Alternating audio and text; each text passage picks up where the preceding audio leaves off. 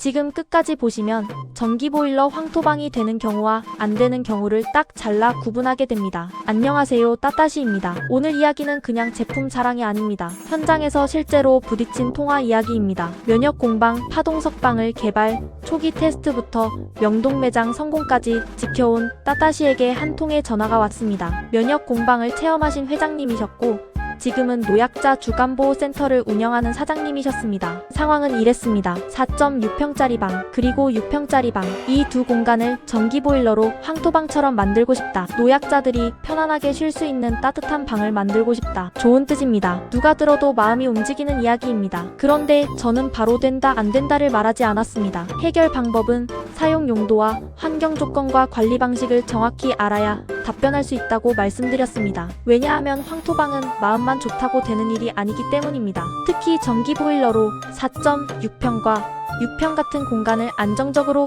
운영하려면 면적만 보는 게 아니라 난방시간, 사용 패턴, 예열시간, 보일러 관리, 단열 상태, 바닥 구조, 이 모든 걸 함께 봐야 합니다. 회장님 입장에서는 답답했을 겁니다. 만들 수 있냐 없냐, 된다면 어떻게 하면 되냐, 이걸 듣고 싶으셨겠죠. 그런데 따따시는 쉽게 된다라고 말할 수 없었습니다. 가장 큰 이유는 전기보일러 3kW 용량 한계 문제입니다. 많은 분들이 이렇게 생각합니다. 아니 4.6평이나 6평이면 작은 방 아닌가? 그 정도면 전기로도 충분하지 않나? 그런데 난방은 평수만 보고 판단하면 꼭 탈이 납니다. 첫째는 예열 문제입니다. 황토방은 켜자마자 확 오르는 난방이 아닙니다. 특히 바닥과 황토층이 함께 열을 먹는 구조라면 처음 예열에 시간이 걸립니다. 한국 사람 정서는 빨리빨리입니다. 그리고 절약 정신도 강합니다. 안 쓸 때 끄고 쓸 때 켜는 게 상식처럼 몸에 배어있죠. 그런데 이런 습관은 황토방과 자주 부딪힙니다. 막상 어르신들이 들어오실 시간에 맞춰 켰는데 바닥이 아직 덜 올라왔습니다. 그러면 고객은 춥다고 느끼고 운영자는 더 올리려 하고 전기요금은 올라갑니다. 둘째는 사용시간 문제입니다. 노약자 주간보호센터는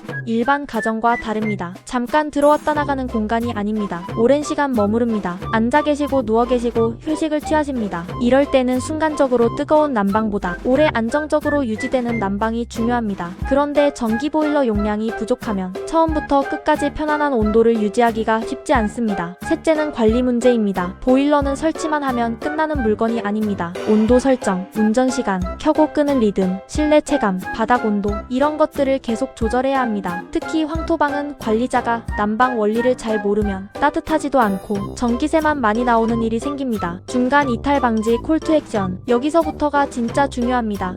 지금 나가면 가장 아까운 대목을 놓칩니다. 지금부터 되는 경우와 안 되는 경우를 바로 알려드리겠습니다. 그럼 전기보일러 황토방이 아예 불가능하냐? 그건 아닙니다. 가능한 경우도 있습니다. 가능한 경우는 이렇습니다. 단열이 충분히 받쳐주는 공간, 운영시간이 일정한 공간, 예열시간을 감안하고 미리 준비할 수 있는 공간, 관리자가 난방 리듬을 이해하고 꾸준히 조정할 수 있는 공간, 목표 온도를 무리하게 높이지 않고 쾌적함 중심으로 설계하는 공간, 이런 곳은 가능성이 있습니다. 반대로 어려운 경우는 분명합니다. 켜면 바로 뜨거워져야 하는 공간, 계속 껐다 켰다를 반복하는 공간, 단열이 약하고 열이 새는 공간, 관리자가 자주 바뀌거나 난방 관리가 일정하지 않은 공간, 전기요금 부담에 매우 민감한 공간, 이런 조건이면 클레임이 생길 확률이 높습니다. 저는 회장님께 이 부분을 솔직히 말씀드렸습니다. 전기보일러 문제, 면적 문제, 사용시간 문제, 보일러 관리 문제, 황토방 예열 문제, 결국 난방 온도와 시간과 전기세가 다 걸린 문제라 자신있게 된다라고 말하기 어렵다. 이렇게 말씀드렸습니다. 그런데 회장님 입장에서는 답답하셨습니다. 사람을 위해 좋은 방을 만들고 싶고 체험도 해봤고 따따시를 믿으니 도와달라고 하신 겁니다. 그런데 돌아오는 말은 자꾸 어렵다 안 된다